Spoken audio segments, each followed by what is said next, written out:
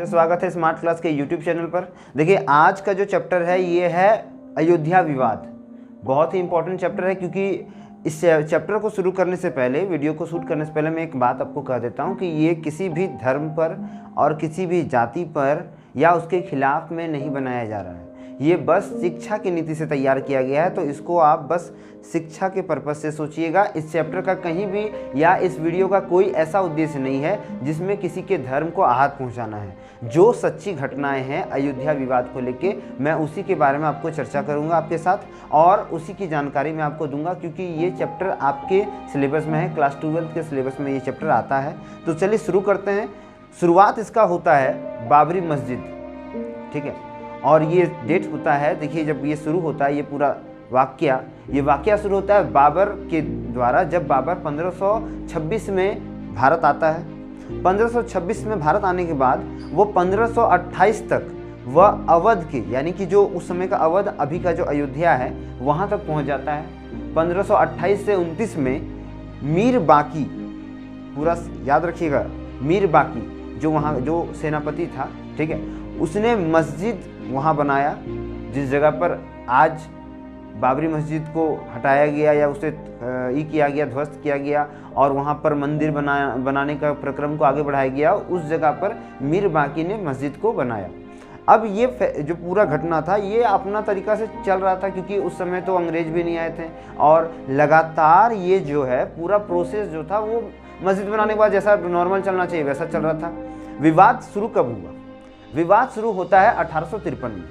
1853 में होता क्या है, उस समय अंग्रेज भी आ चुके थे, तो 1853 में उसी जगह पर कुछ छोटे मोटे विवाद पे, मंदिर को निर्माण करने का छोटा विवाद था, लेकिन इसे बहुत ज़्यादा मात्रा में तूल दे दिया गया।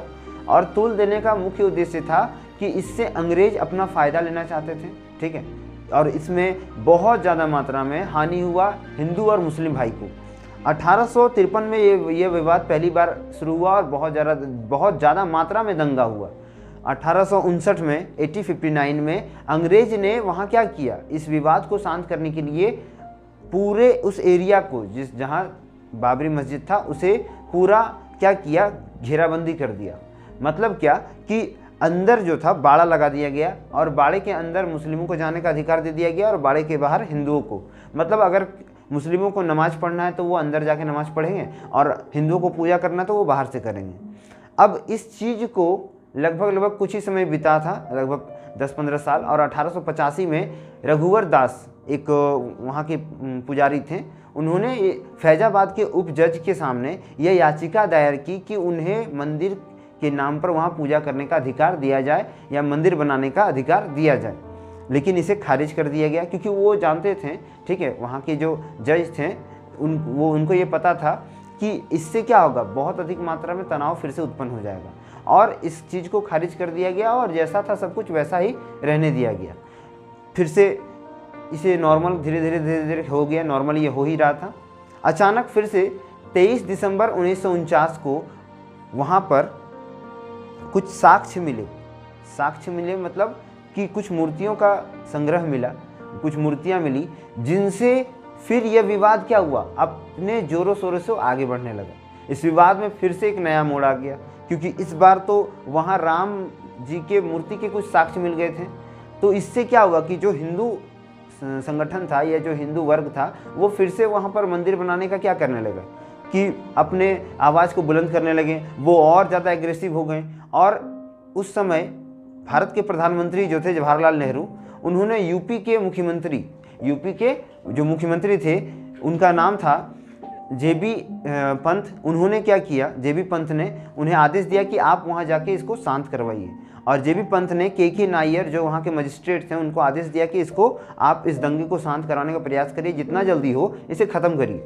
लेकिन वो इसमें असमर्थ थे, क्योंकि के नायर जो थे वो मतलब वहाँ की जो पूरा माहौल था उनसे वो अवगत थे और उन्हें पता था कि अगर वो इसमें कोई भी हस्तक्षेप करेंगे तो उन पर क्या होगा, बहुत हानि हो सकता है, उनके साथ कुछ भी हो सकता है। इसलिए उन्होंने इसमें ज़्यादा कुछ नहीं किया इस चीज़ को। तो 16 जनवरी 1950 को एक याचिका दी गई जिसमें गोपाल सिंह विशारद ने यह याचिका दायर की। NN चंदा नाम के एक ये थे जज थे उनके सामने और इजाज़त मांगी कि हमें वहाँ मंदिर बनाने का अधिकार दिया जाए और मंदिर बनाने के साथ हम वहाँ पूजा कर सकें। तब तक उस पूरे एरिया को सील कर दिया गया था। जो गोपाल सिंह विशारद जो थे उनको ये अनुमति दे दिया गया कि ठीक है आप पूजा कर सकते हैं, लेकिन इससे मुस्लिम वर्ग जो था वो बहुत ज़्यादा रोष में आ गए। उन्होंने इसका सख्त विरोध किया और उसी समय उन्होंने जो बाबरी मस्जिद के नाम पर या बाबरी संगठित क्षेत्र के नाम पर, ठीक है, बाबरी संगठित क्षेत्र के नाम पर एक नए संगठन का निर्माण किया और इसका विरोध करते हुए फिर से कोर्ट में याचिका दायर की कि जब तक इसका पूरा अच्छा से फैसला नहीं हो जाए तब तक इस पर कोई भी तरह का कार्रवाई किया नहीं जाना चाहिए आम लोगों द्वारा। और उस पर वापस फिर से क्या किया, ताला लगा दिया गया। फिर वापस यूसी पांडे जो थे उन्होंने एक याचिका दायर की फैजाबाद की कोर्ट में। तब वहाँ के जज थे KM पांडे। 1 फरवरी 1986 को यह याचिका रखी गई वहाँ पर, और इसको रखने के बाद जो KM पांडे जो जज थे उन्होंने ये अधिकार दिया कि ठीक है आप पूजा वूजा कर सकते हैं, आप यहाँ मंदिर बनाने के अधीन है, क्योंकि उस समय से ही साक्ष्य जो था वो मिलने लगा था। भारत के जो आर्कियोलॉजिस्ट डिपार्टमेंट के जो लोग हैं उन्हें ये साक्ष्य मिला था और उन्होंने इसे प्रूव कर दिया था कि हाँ ये जो है ये साक्ष्य जो है वो क्या किया गया है वो बिल्कुल सही है। लेकिन फिर से मुस्लिम समुदायों ने इसका विरोध किया, बहुत कड़ा विरोध किया और कड़ी निंदा के साथ इसे आग्रह किया कि इसे बंद करवाया जाना चाहिए, क्योंकि अभी भी इस पर कड़ा फैसला नहीं हुआ है, कोई ऐसा फैसला जिससे दोनों वर्ग के लोगों को सहानुभूति हो। इसके बाद ये जो था पूरा मामला धीरे धीरे ठंडे बस्ते में लिपट गया।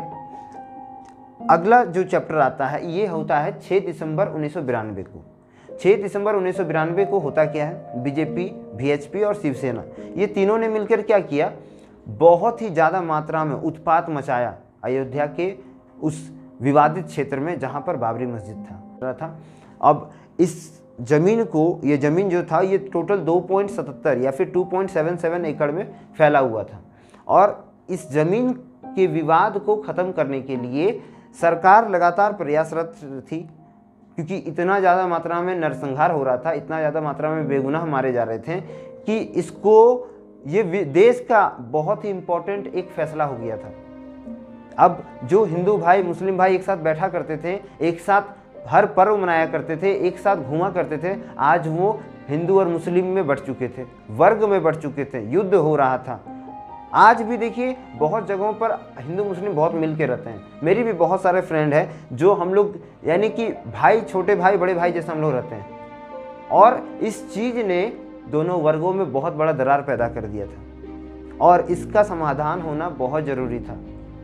मुझे याद है 30 दिसंबर 2010 का दिन वो, ठीक है, जब इसका एक फैसला आया था जिसमें फैसले के पहले ही हर जगहों पर पूरे भारत में धारा 144 लगा दिया गया था।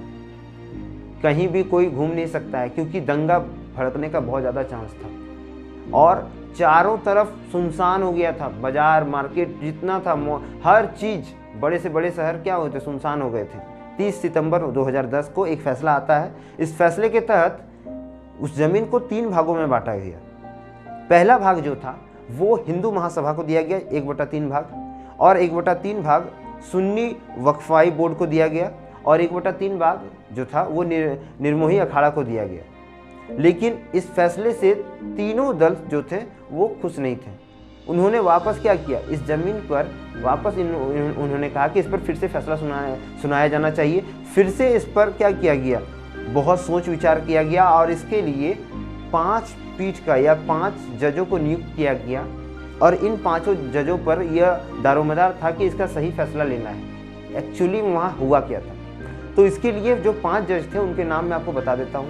पहले थे चीफ जस्टिस गोगोई, दूसरे थे जस्टिस एस.ए. बबोड़ा, तीसरा थे डिवाइस चंद्रचूड़, उसके बाद थे अशोक भूषण, उसके बाद जो थे वो थे एस. अब्दुल नाजीर। तो इन 5 जजों को नियुक्त किया गया और इन्होंने 6 नवंबर 2019 को एक ऐतिहासिक फैसला लिया, जिसके तहत अयोध्या विवादित जो भूमि था, जिसका पूरा क्षेत्रफल 2.77 एकड़ था, उसको दे दिया गया हिंदू वर्ग को कि आप इसमें मंदिर बना सकते हैं, क्योंकि उनके पास साक्ष्य था, उनके पास वो मूर्ति के अंश थे और कई सारे ऐसे वस्तुएं थी जो पुराने ज़माने के थे और जिनसे ये पता चल रहा था कि हाँ यहाँ कभी मंदिर था और उसे तोड़ करके मस्जिद बनाया गया था।